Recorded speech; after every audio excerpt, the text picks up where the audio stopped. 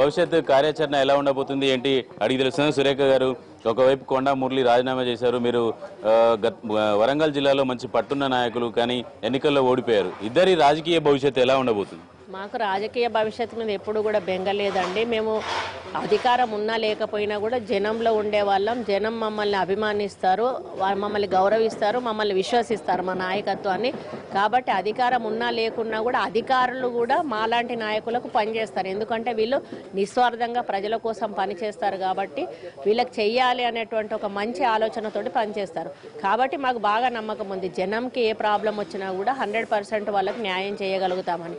కాబట్టి మాకు ఇక్కడ బాధ ఏంటంటే ఈరోజు 15 రోజులు కాలేదు ఎలక్షన్లు అవి అయినాక వెంటనే మురళీధర్ రావు గారి మీద ఈరోజు షోకాస్ ఇవ్వడానికి ప్రిపేర్ చేశారు.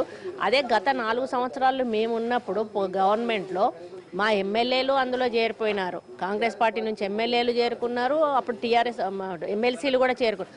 వాళ్ళను ఎక్కడా కూడా ఈ షోకాస్ వర్తించలేదు. మరి నిన్ననే ఈరోజు ప్రతిపక్షాన్ని విలీనం చేస్తూ కూడా కౌన్సిల్లో చైర్మన్ గారికి ఒక రిప్రజెంటేషన్ ఇవ్వడం జరిగింది. దాన్ని ఆమోదిస్తూ వాళ్ళని విలీనం చేసుకున్నారు.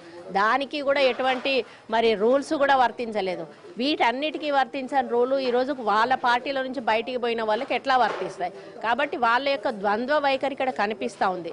అందుకే మాకు అదే అనిపించింది, వాళ్ళకి అంత మేమేదో వాళ్ళ పదవిని అనుభవిస్తూ ఉన్నాం అనేటువంటి భావన వాళ్ళల్లో ఉన్నప్పుడు ఆ పదవి మాకు అవసరం లేదు మనకు. అందుకని తీసి వాళ్ళ మొహాన పడేయాలనేటువంటి ఒక ఆలోచనతో ఈరోజు మేము రాజీనామా చేసి వాళ్ళకి ఇవ్వడం జరిగింది. కాంగ్రెస్ పార్టీలో కొండా సురేఖ రోల్ ఎలా ఉండబోతుంది?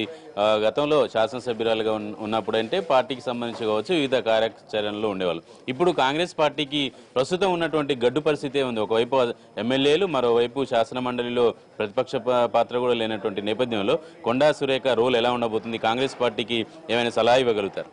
అంటే తప్పకుండా అండి, పార్టీ అనేది హైకమాండ్ నుంచి ఏ ఆదేశాలు వచ్చినా కూడా అమలు చేయాల్సిన బాధ్యత మా మీద ఉంది. ఇప్పుడు నెక్స్ట్ మా target panchayat elections, cooperative elections ఉన్నాయి, మళ్ళీ తర్వాత ఎంపీ ఎలక్షన్స్ ఉన్నాయి. మా టార్గెట్ అంతా కూడా ఎంపీ ఎలక్షన్స్. ఎందుకంటే సెంట్రల్లో తప్పనిసరిగా కాంగ్రెస్ పార్టీ గవర్నమెంట్ని మేము ఫామ్ చేయాలి.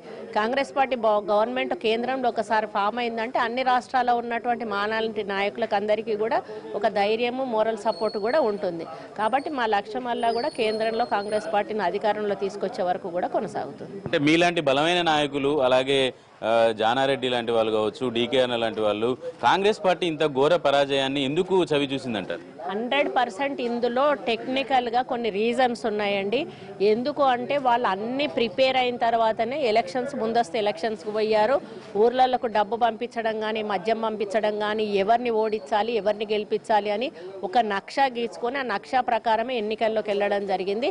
మాకున్నటువంటి ఇన్ఫర్మేషన్ ప్రకారం ఒక సాఫ్ట్వేర్ కంపెనీ హైదరాబాద్ అంటే అమెరికాకు సంబంధించిన ఒక సాఫ్ట్వేర్ కంపెనీ తోటి టైఅప్ అయ్యి త్రూ శాటిలైట్ ఏదైతే ఉందో ఈవీఎం మెషిన్స్లో ఉన్న సాఫ్ట్వేర్కి లింకప్ అయ్యి దాంట్లో ఏ గుర్తుకు వేసినా కూడా ఒక 3 కార్కి మిగతావి 2 మిగతా వాళ్ళకి వేసే పద్ధతులు అంటే ఇట్లా ఒక్కొక్క నియోజకవర్గంలో ఒక విధమైనటువంటి సెట్టింగ్ చేసి ఎవరికి ఎంత మెజారిటీతో ఓడగొట్టాలి, ఎవరిని ఎంత మెజారిటీతో.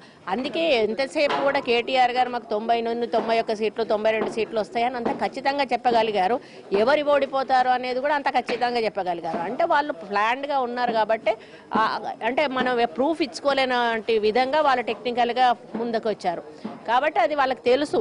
ఇది ఎందుకంటే ఏ ఎమ్మెల్యే క్యాండిడేట్ వెళ్ళినా కూడా ఏ గ్రామంలో కూడా వాళ్ళకి ప్రజలు సహకరించలేదు. అందరినీ కూడా తరిమి కొట్టారు, గ్రామాల్లోకి రానియకుండా చూశారు.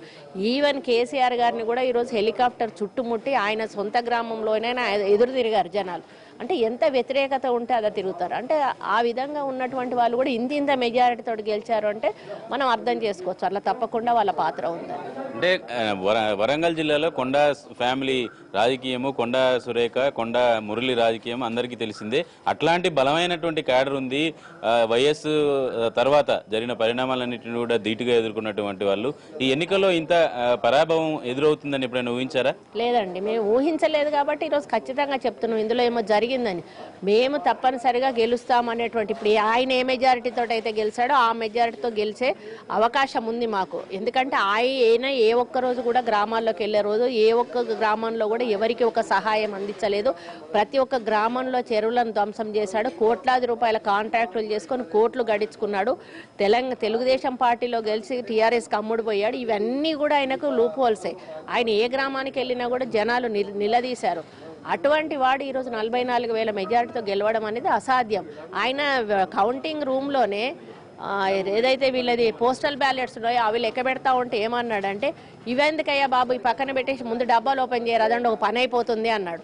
అంటే ఆయన అంత కాన్ఫిడెన్స్గా అన్నాడు అంటే ఆయనకు తప్పనిసరిగా ఏదో జరిగింది, మేము గెలుస్తాము, గెలిపించుకున్నాము అని అనిపించుకుంటే సరిపోతుంది. కాబట్టి ఈ విధంగా వాళ్ళు మ్యానిపులేట్ చేశారు. కాబట్టి ఈరోజు ఇంతమంది హేమీలు, ఇప్పుడు రేవంత్ రెడ్డి లాంటి వాళ్ళు, డీకేఆర్ లాంటి వారు, నాలాంటి వాళ్ళు, జానారెడ్డి వాళ్ళు, అంటే వాళ్ళు ఏదైతే ఇటువంటి వాళ్ళు ఉండకూడదు అనుకున్నారో అటువంటి వాళ్ళందరినీ కూడా ఓడించారు. ఒక పగడ్బందీ ప్లాన్తో ఓడించారు. ఆ క్రమంలోనే మేము కూడా ఓడిపోవడం జరిగింది. కాంగ్రెస్ పార్టీకి వచ్చే 5 ఏళ్లు చాలా గడుకాలమైనటువంటి పరిస్థితి. దాని నుంచి ఈ పార్టీ ఎట్లా బయటపడగలుగుతుంటే ఎట్లాంటి సూచనలు ఇవ్వబోతుంది? 4 నెలలేనండి. ఎన్నికలు వస్తాయి కదా సెప్టెంబర్లోనే ఎప్పుడో. ఆ ఎన్నికల్లో ఎంపీ ఎన్నికల్లో తప్పకుండా యాంటీ మోడీ వ్యవస్థ అక్కడ సెంట్రల్లో ఉంది. ఇక్కడ 4 నెలల్లో ఈ కేసీఆర్ది కూడా తెలిసిపోతుంది ఇక్కడ జనాలకి. తప్పకుండా మనకు తెలంగాణలో ఎక్కువ సీట్లు వస్తాయి, కేంద్రంలో కూడా మొత్తం ఎక్కువ సీట్లు వస్తాయి. తప్పకుండా కాంగ్రెస్ పార్టీ అధికారంలోకి వస్తుంది. మొన్న జరిగిన ఎన్నికల్లో పార్టీ పరిస్థితి చూసిన తర్వాత పార్లమెంట్కి పోటీ చేసే ధైర్యం చేసే వాళ్ళు ఉన్నారంటారా? తప్పకుండా ఉంటారండి. కాంగ్రెస్ పార్టీ టికెట్ రావడమే అదృష్టం, అది ఓడడమా గెలవడమా అనేది తర్వాత. కాబట్టి తప్పకుండా ముందుకు వస్తారు, తప్పకుండా నిలబడతారు, తప్పకుండా గెలుస్తారు. పార్లమెంట్ ఎన్నికల్లో కొండ ఫ్యామిలీ రాజకీయం ఎలా ఉండబోతుంది? మా పాత్ర తప్పకుండా ఉంటుందంటే గెలిపించే దాంట్లో మా వంతు కృషి తప్పకుండా ఉంటుంది. రైట్. మొత్తానికి కాంగ్రెస్ పార్టీకి వచ్చే 4 నెలల్లో మంచి కాలం వస్తుందని చెప్పేసి కొండా సురేఖ అభిప్రాయం వ్యక్తం చేస్తున్నారు. కెమెరామెన్ రాజుతో చారి, ఎన్టీవీ, హైదరాబాద్.